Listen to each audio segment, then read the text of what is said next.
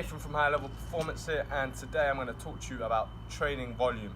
Okay, so what is training volume? Essentially, it is, if we're talking in terms of the gym, lifting weights, it's the amount of weights lifted within the session. Okay, so for example, we're going to times our reps by our sets by our weight. So if we're doing deadlift, if we're doing 10 sets of 3 at 100 kilograms, okay, that's going to give us a total volume of 3,000 kilograms lifted. Why is volume important?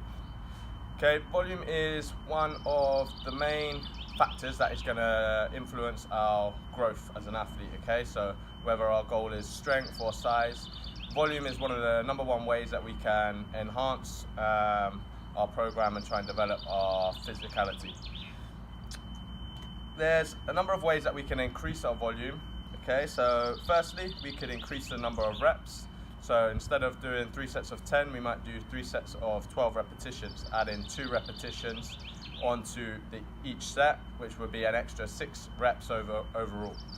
Okay, alternatively, we could increase the number of sets. So we keep the reps the same, 10 reps, but instead of doing 3 sets of 10, we might do 4 sets of 10, taking our overall volume of reps from 30 to 40. So as you can see, that's going to be a bigger jump if we take the sets up, particularly if the reps are mid-range. Another way we can increase the overall volume is by increasing the weight lifted. Okay, so we might increase our weight from 100 kgs to 110 kgs, keeping the reps and the sets exactly the same, but by doing that extra 10, it's going to add our overall volume is going to increase.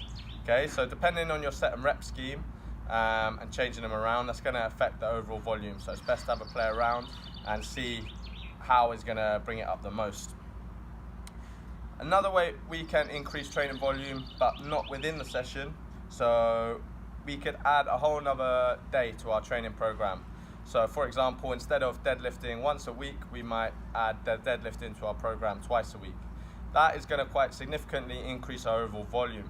So instead of doing 3 sets of 6, we're now doing 6 sets of 6, okay, because we've got a whole nother day. So that's an extra 18 reps overall. Another key thing to consider, so main considerations when we're playing with our training volume. #1 is tracking your volume, okay, so as with your workouts, very important to track all of the information. The more information we have, the better decision we can make in terms of how effective our program is. So make sure that you're tracking your volume. Something like an Excel spreadsheet is great for this, okay, because you can plug in the steps, reps, weight, and then just add in the formula, and it will give you not only the volume for that session, so say for the deadlift for that session, but if you're doing the deadlift 2 or 3 times a week, it will give you the overall volume in that lift for the week.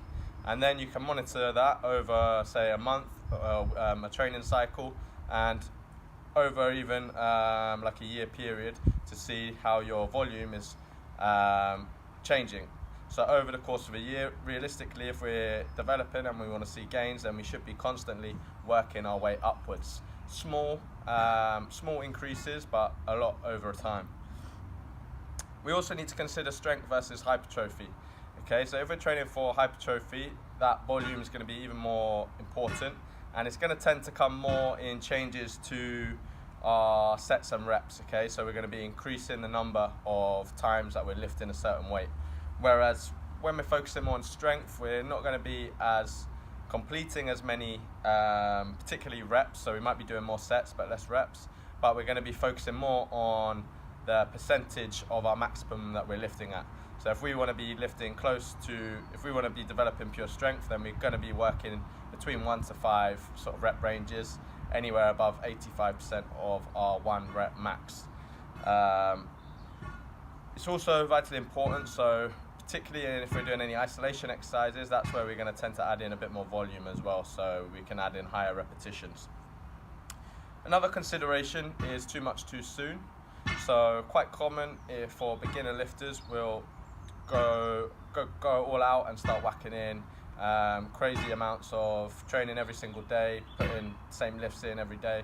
Okay, if you're a beginner to sort of strength training and you're just getting into it, then there's no need to use more advanced methods in the beginning. Okay, just by training probably two to three times a week, covering most of the compound lifts, you'll get stronger just by gradually increasing the number of reps.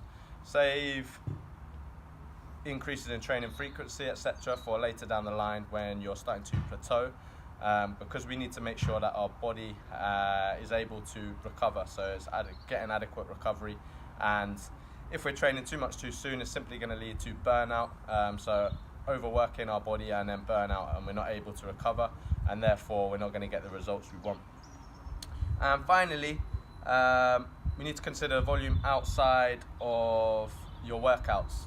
So for me, for example, if I'm going to the gym Monday, Wednesday, Friday, and I might have push-ups and pull-ups in my program there, if I'm then going to boxing on a Tuesday and a Thursday and I'm doing more push-ups and pull-ups but I haven't factored them in, that is going to have a significant impact on my overall training volume. So that needs to be factored as well. Or whether you're going down the park or exercising with friends, you might be adding an extra session in a week. That's going to add quite a lot to your overall volume.